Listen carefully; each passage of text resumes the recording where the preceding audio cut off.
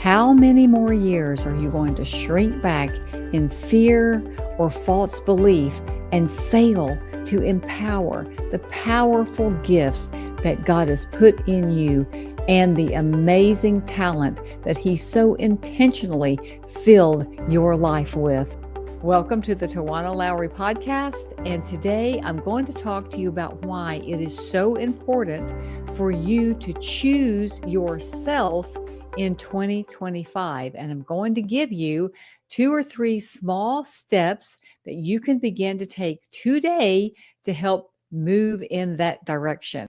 As you know, this is the biggest gift-giving season of the year. It's that time when we spend tons and tons of money and lots of time wrapping all these wonderful gifts for the people that we care so much about. Although it's a great time for sharing and creating wonderful memories, I want to give you a small challenge. Over the next few days, and especially before the new year begins, I'd like for you to consider what it would look like for you to actually unwrap the amazing gifts and talents that God has placed on the inside of you. I'm talking about those custom designed gifts from heaven that were given especially to you and especially for you. Because the truth is, the gifts that God has placed inside of you are infinitely more important than any of the gifts under your tree. And I know those are wonderful gifts,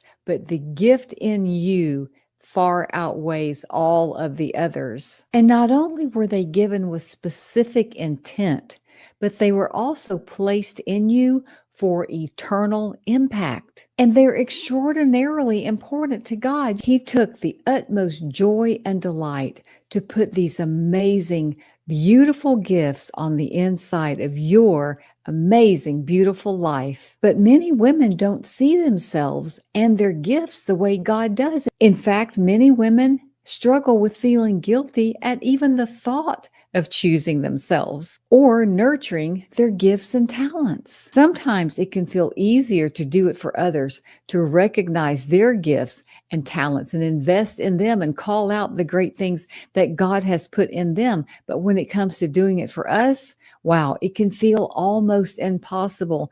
In fact, it can just make us want to shrink back, as if something's wrong or out of alignment with the universe. I understand how that feels. For most of my adult life, I really struggled with the thought of choosing myself. And although I really longed to explore the gifts and the talents that God had placed inside of me, there were a lot of things holding me back. And some of the reasons that I struggled was a lot to do with how I had been raised and the authority figures that were in my life. In fact, I wasn't even allowed to choose myself or to consider it, at the risk of being judged as selfish.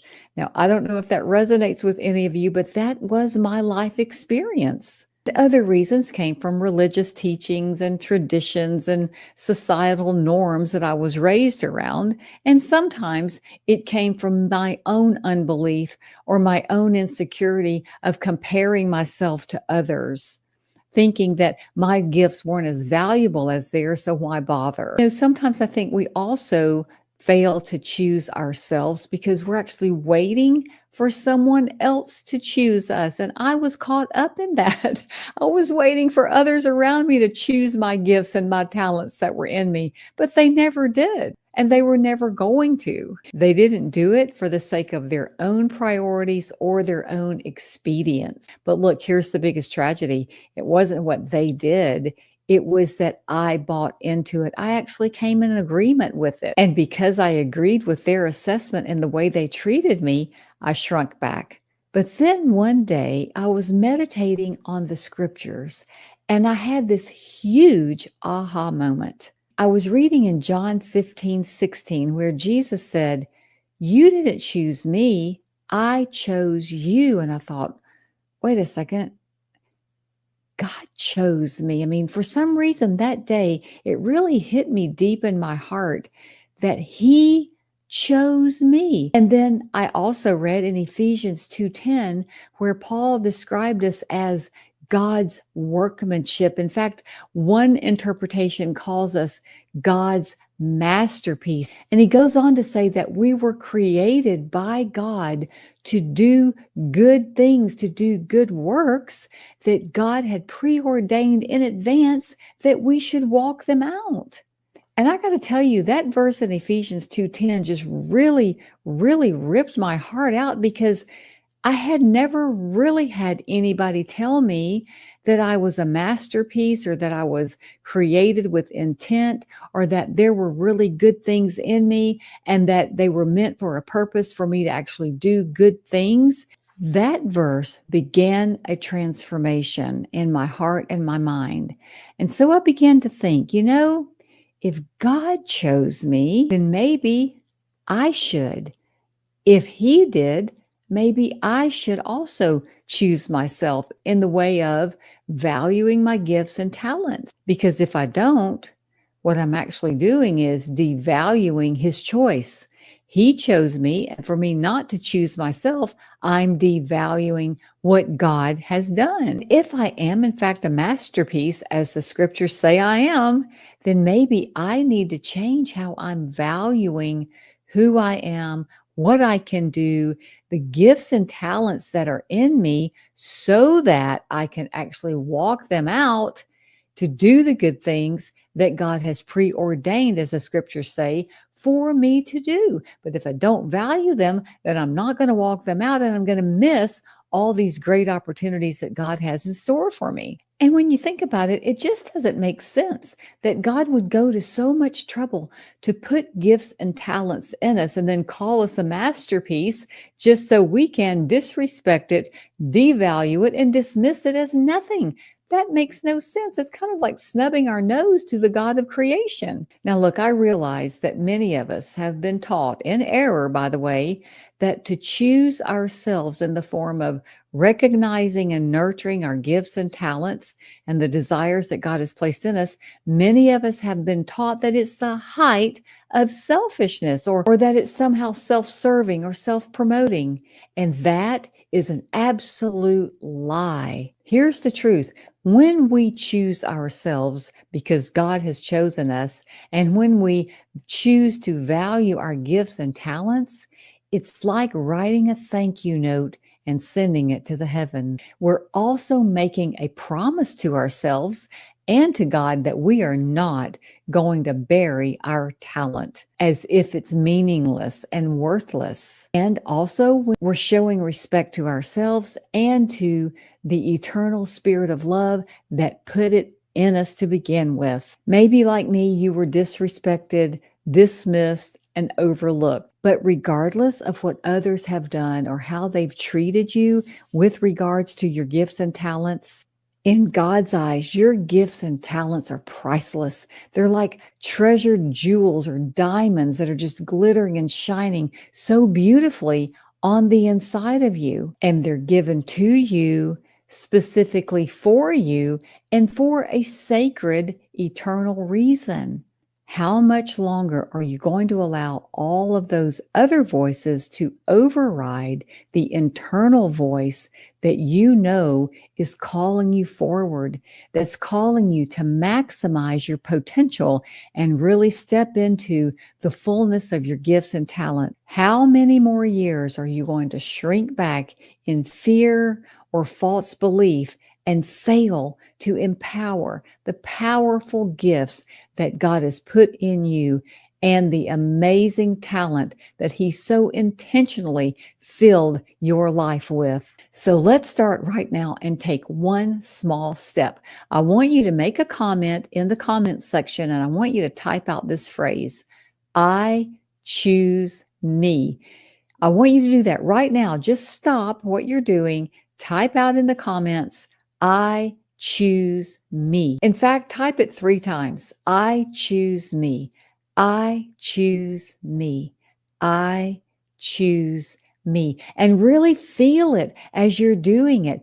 Do it as a thank you note to the heavens. Do it from a place of gratitude that God has so uniquely gifted and talented you, that you are His masterpiece, that you are chosen by Him with beautiful talent, beautiful gifts, and a beautiful future to walk it out. And let's pay it forward. If you would, please just hit the subscribe button. We want to help as many women as possible walk into their true gifts and talents. By hitting the subscribe button and giving us a thumbs up, you're going to help us reach more women. But most importantly, type in the comments, I choose me. Before we continue, I'd like to thank our sponsor for this episode, Miss Overcomer Global. Miss Overcomer Global provides leadership and empowerment training for women of faith around the world. And that's why they offer a variety of ways for you to empower your purpose and maximize your potential through workshops, webinars,